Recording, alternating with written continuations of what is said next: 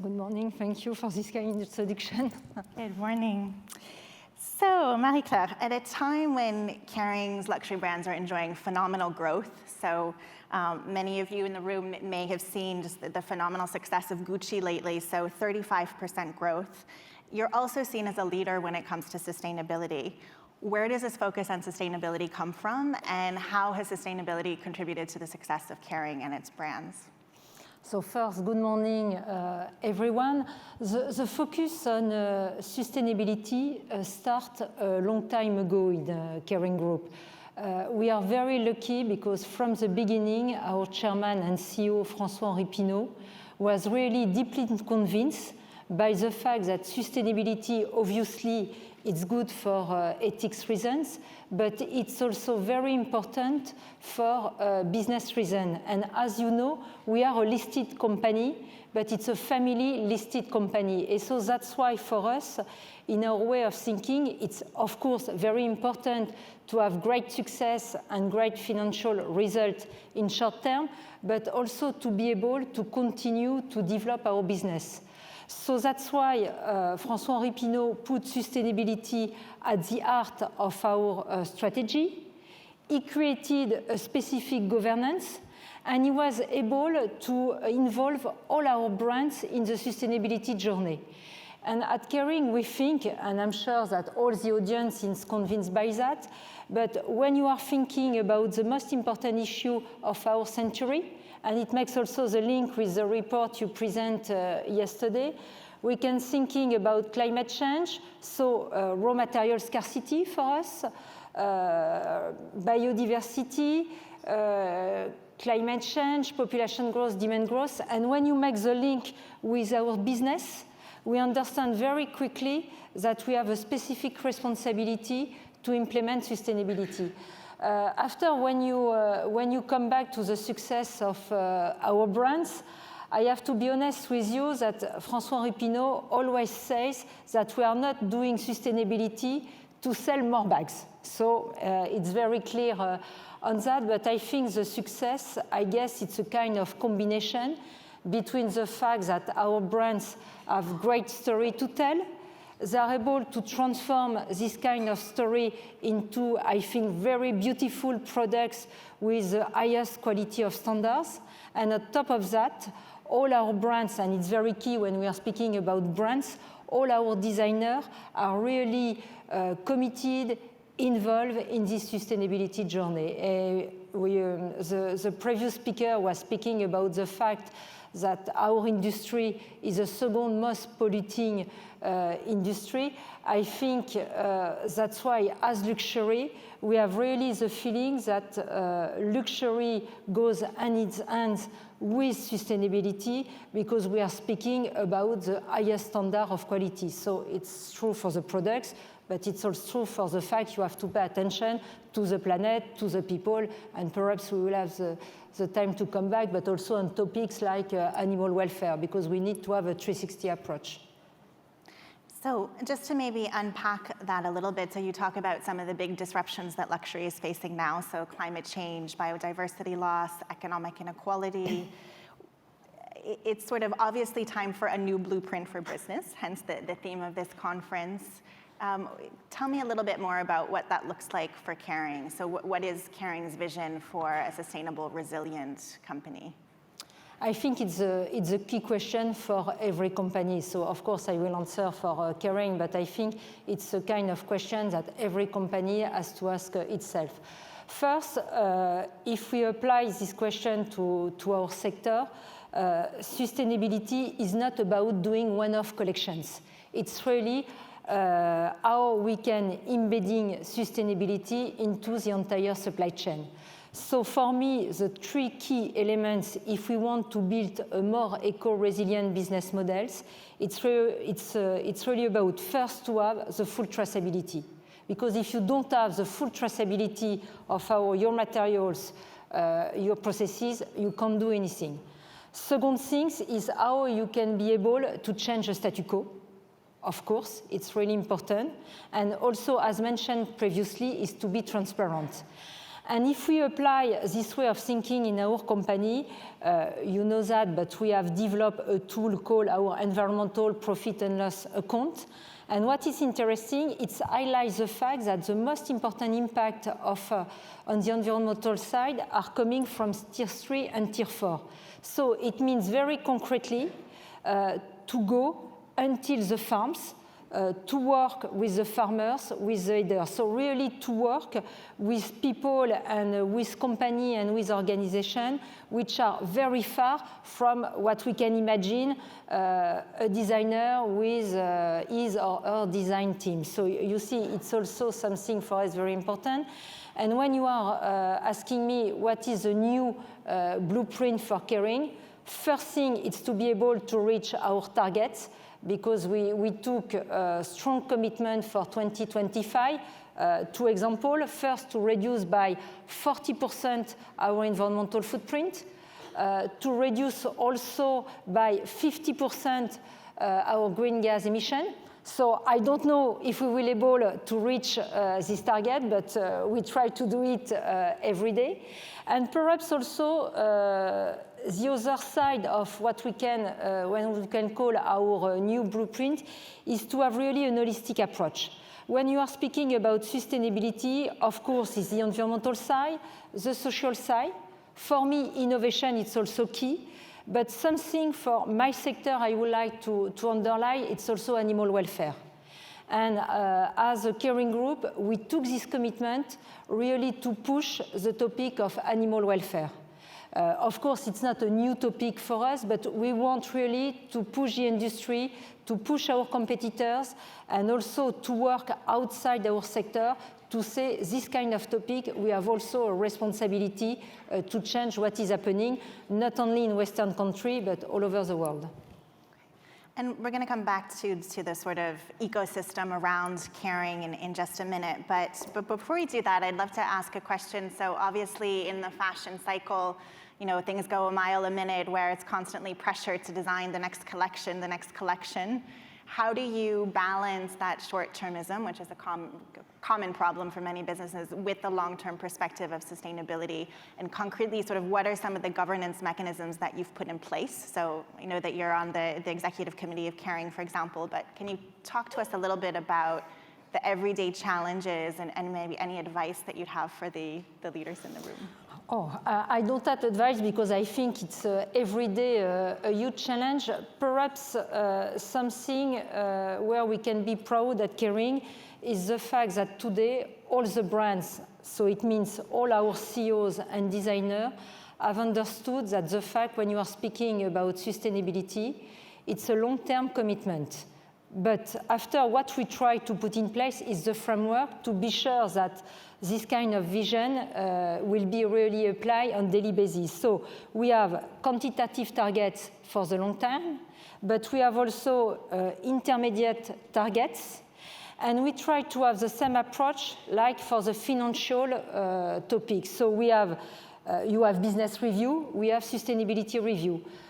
We speak nearly at every executive committee at the level of the group about sustainability.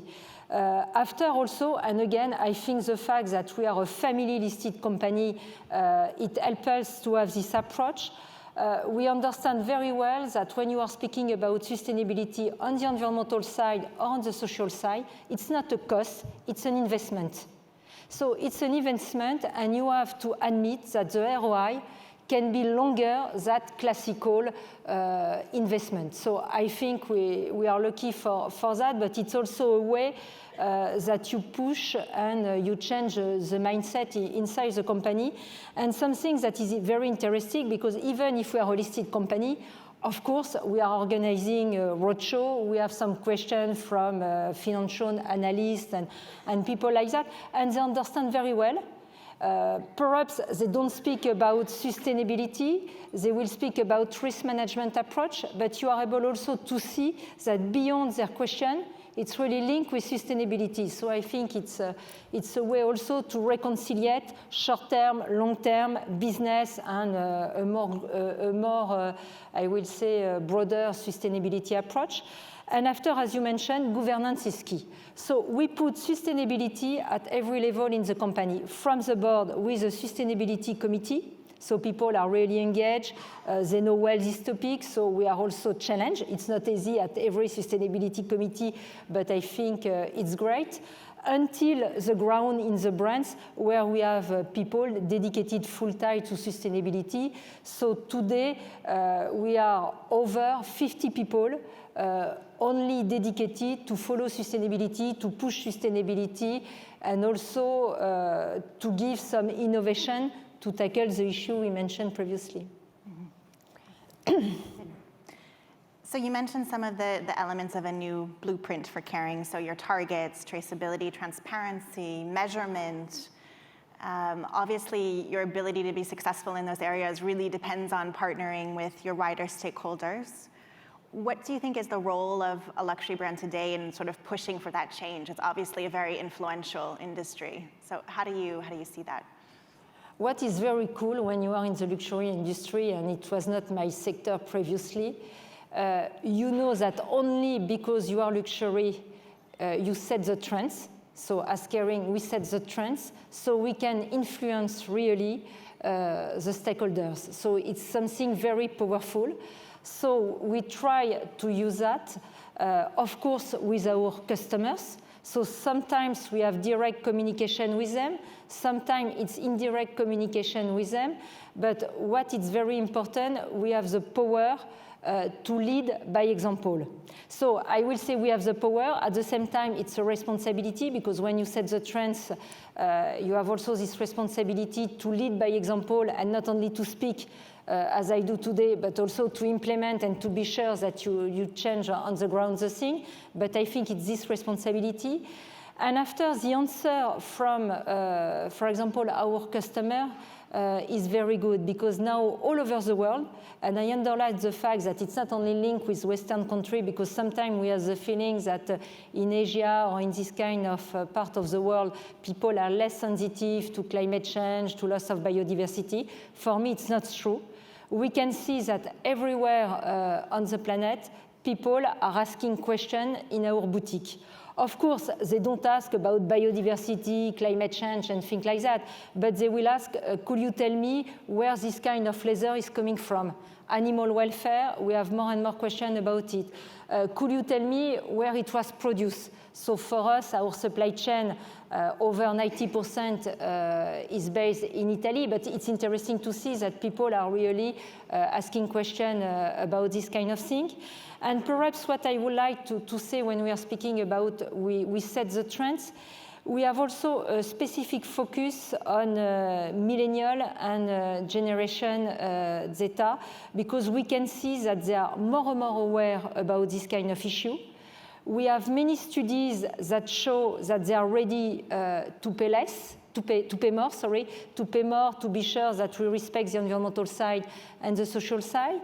Of course, they have a lot of information because they are using social media, so the level of knowledge and also technical knowledge is really key. And also working, like for example Gucci is doing with the millennials, it's also a way to raise awareness about sustainability and the major issue. But we think we have this kind of specific responsibility. So you talk about the responsibility to lead by example, and I think it's not just a responsibility for Kering, but of course for the luxury industry more broadly and all the companies in this room. We recently worked together with BSR's Responsible Luxury Initiative, which brings together 15 of the world's leading luxury companies to create a roadmap for the sector. So we launched that together in Hong Kong in our Disrupting Luxury report. And the report outlines three opportunities for luxury, which are around circularity, social progress, and transparency. Why do you think it's not only about leading by example, but also coming together as an industry? I have a feeling we might be at a crucial moment to sort of drive even bigger collective change. How do you see that? For me, I will say it's quite easy to answer, because one of our pillars of our strategy, the name is collaborate. So I think when you are in sustainability, it's really key to collaborate. If we want to tackle all the issues we mentioned, if we want to reach our target, we are not able to do it by ourselves only to find solutions. So it means to work with NGOs, with universities, with structure like BSR, of course, and also our competitors. So for me, it's obvious. We have also, when I said we have a specific responsibility, it's also for the next generation. So to give you a concrete example, we did this year a massive open online course for sustainability and textile industry. It was the first time in the world that this kind of MOOC was done. And of course, we were not able to do it only by ourselves. So we work with the London College of Fashion, where we have a specific partnership to develop this kind of tool. And I can tell you that it's really a great success, because for the first opening, we had over 10,000 students following this kind of MOOC, and they were coming, that's why I think it's key, from over 140 countries. So you see, it's really with a global approach, so I think it's important. Of course, the work we are doing with you about disruptive luxury, it's key, and I think it's only the beginning, this report. After what we have to take into account, the fact that with the other company and other colleagues, we will be able to take concrete commitment, because it's great to do report, it's better when they are transformed in something concrete. And again, to make the link with animal welfare, of course, we won't be able to do alone. So that's why we are working, perhaps you don't know them because it's very French, but Fondation Nicolas Hulot. It's a foundation for nature and humanity. We are working with IUCN, but really to push this topic. So I think it's key, and without collaboration, we won't be able to change the paradigm, because even if you are a huge company, you have the possibility to act, you are too small to change the supply chain of diamonds, to change the supply chain of precious stones. We were speaking about leather, how you can work on leather without the food industry, because leather, it's only a byproduct. You can't do anything if you are not involved with the food industry. Thank you, Marie-Claire. I think we are out of time. We're going to have to stay on that idea of we can drive systemic change by working together. So thank you. Thank you so much. Thank you.